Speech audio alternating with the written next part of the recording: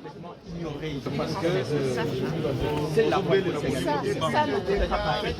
on se retrouve en France dans une situation où c'est un dictateur africain qui est au pouvoir depuis 30 ans et qui a mis le Rwanda et la République démocratique du Congo qui vient faire la loi et qui impose aujourd'hui sa loi à la France. Donc, j'espère que la justice française ne se laissera pas impressionner par ce diktat. Je sais que Kagame avait demandé la tête du procureur Carla Del Ponte au tribunal pénal international. Il l'a eu. Il a demandé à obtenir la destruction de l'enquête du juge Bruguière. Il l'a eu. Et aujourd'hui, il demande la tête de Charles Onana. J'espère qu'il ne l'aura pas. Il l'aura pas. Il l'aura pas. Au nom de tous le sang des Congolais, il l'aura pas. Qu'est-ce que vous dites? Parce que les Camerounais, les Congolais et les Français, tous ceux qui vous soutiennent sont inquiets sur votre sécurité. Qu'est-ce que vous en dites? Bon, je leur dirais de ne pas être inquiet parce que, évidemment, mon avocat a déposé plainte pour menace de mort parce que le 13 juillet dernier, M. Paul Kagame a dit que des gens comme moi doivent mourir. Nous prenons ces menaces au sérieux, mais vous n'allez pas vous inquiéter pour moi parce que, en fait, M. Kagame a des millions de morts sur les bras. Il s'en moque éperdument. La seule chose que je veux dire au peuple congolais aujourd'hui, ne vous laissez pas impressionner par la communauté internationale. Pas du tout. Ne vous laissez pas intimider par l'attitude et des médias qui soutiennent Paul Kagame et de l'attitude de Paul Kagame lui-même. Les enjeux géopolitiques ont été cachés dès le début, dès la conception du projet, parce que nous avons tenté de prouver que lorsque le FPR a essayé d'attaquer pour la première fois et qu'ils ont été défaits, Bill Clinton a organisé une formation militaire dont a bénéficié Kagame. Mais quand j'ai voulu faire venir un expert qui devait parler de cette formation et de cours qui ont été donnés à ces gens, et parmi ces cours, il y avait le cours justement sur les missiles qui ont abattu l'avion. Donc, ceux qui ont été formés en 90, mais lorsque je fais venir Wayne Madsen, le journaliste d'investigation américain, le procureur s'est opposé. La justification, c'était de dire on est en train de traiter des conflits internes non internationaux. Donc, faire venir Wayne Madsen, qui va prouver ou qui va essayer de démontrer que c'était l'Ouganda, que c'était les États-Unis, etc., qui ont préparé ça, c'est parler de crimes, de conflits internationaux. Or, ils ont décidé, par ce qu'ils appellent le constat judiciaire, de déterminer que le conflit du Rwanda, c'était un conflit interne non international. Ah oui, le constat judiciaire. Non, c'est dès le début, dès le début du tribunal, dans presque toutes les affaires, le procureur qui n'avait pas suffisamment d'éléments venait avec des propositions de constat judiciaire. Il y avait même des listes entières. Une fois dans l'affaire des militaires, il a présenté plus de 45 constats judiciaires. Oui, c'est que justement, c'était ça tout le débat. C'est qu'à chaque fois, il a fallu que les avocats se défendent et disent qu'ils ne peuvent pas accepter qu'un constat judiciaire soit fait sur telle ou telle autre chose. Mais en fait, le constat judiciaire, c'est quoi? Ça veut dire, taisez-vous, vous ne soulevez plus cette question, on en a conclu, c'est fini. Et alors, quand vous avez des constats judiciaires, vous travaillez dans le cadre et au milieu de cet environnement de constats judiciaires. Disons que c'était clairement que c'était des procès politiques. D'abord, il y avait beaucoup d'implications du gouvernement américain. L'ambassadeur américain en matière de crimes de guerre venait quelquefois faire des réunions avec les juges. Et nous, les avocats, on disait, le juge, le procureur, lui, il est secrétaire général adjoint des Nations Unies. Donc, oui, il est sous-secrétaire général des Nations Unies. Le greffier du tribunal, il est sous-secrétaire général des Nations Unies. On ne peut pas être greffier ou procureur si on est contesté par le Rwanda. La procureure qui était là, Carla Del Ponte, avait été contestée par le Rwanda. On l'a sorti de là, on l'a laissé à l'ex-Yougoslavie parce qu'il était procureur dans les deux. Et on a mis un procureur qui était accepté par le Rwanda et qui est resté plus de 12 ans comme procureur. Donc il faut savoir aussi que dans ces affaires-là, souvent on est pris au piège. C'est-à-dire que, bon, c'est des gens qui attendent éventuellement le renouvellement de leur mandat.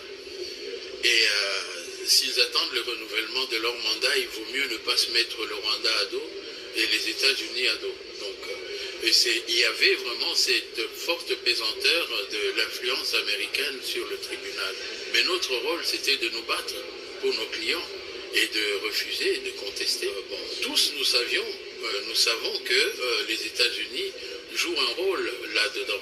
Et le travail que Charles a fait, celui de montrer la vraie face du problème, quand on voit aujourd'hui l'évolution des choses, on voit que c'est exactement la même méthode qui a quitté le Rwanda maintenant pour le Congo.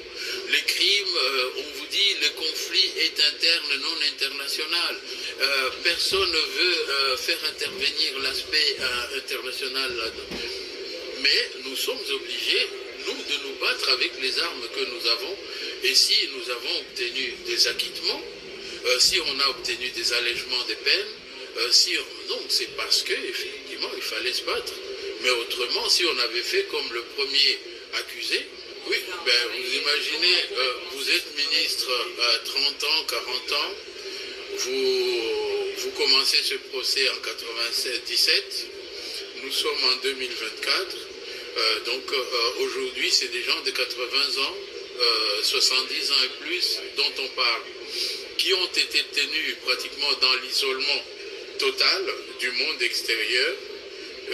Bon, franchement, logiquement, on aurait pu. Bon, on voit quelqu'un qui a été accusé faussement aux États-Unis, quand il sort, on lui donne des millions et des milliards. Mais les gens qui ont été faussement accusés des génocidaires, en plus que c'est vraiment un poids très lourd, même acquittés, on continue à vous prendre pour des génocidaires, ça choque. Oui, c'est que justement ces crimes de guerre du FPR, ce qui est quand même assez important à souligner, c'est que quel que soit le motif qui pouvait être invoqué par les FPR pour attaquer, ils savaient exactement que de par leur stratégie d'infiltration, ils mettaient en danger les Tutsis de l'intérieur.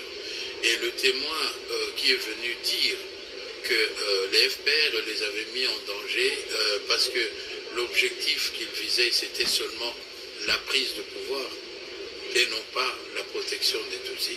Bon, dès le moment que c'est lui-même victime, à plusieurs titres d'ailleurs, il est mort accidentellement ici en Belgique, accident de voiture, point d'interrogation. Dès le moment que lui-même, sa femme et ses enfants, leur crâne se trouvent dans les mémorials du génocide, il faut quand même que les gens prennent au sérieux ce qu'il dit, que les gens accordent un minimum d'attention. C'est que, encore faut-il que ce soit un peuple qui ait une autorité qui les prenne en compte. J'ai comme l'impression que le gouvernement rwandais voudrait vraiment les voir très loin du Rwanda. Il n'est pas très accueillant pour les recevoir. Les Hutus qui sont à l'intérieur non plus ne sont pas forcément les plus heureux et les plus joyeux. Bon, ceux à qui on a montré un peu le pouvoir se sont retrouvés presque isolés. Le président Bizimungu, où est-ce qu'il est? On s'est servi de lui et puis une fois qu'il avait été sucé comme un citron, on l'a jeté. Un peu comme ils ont fait aussi avec les dirigeants au Congo. Donc c'est la même similitude, c'est la même stratégie qui continue et bon, c'est la même méthode de conquête. Oui, non, pour ce qui concerne le Congo, la présence massive des Congolais est un signe très encourageant. D'abord parce que c'est une prise de conscience des Congolais que personne ne les défendra s'ils ne se défendent pas eux-mêmes. Et lorsqu'ils sont en face des gens qui les défendent avec leur cœur, la moindre des choses, c'est de les soutenir. Moi, je trouve que ça, cette prise de conscience, elle est très importante dans un premier temps.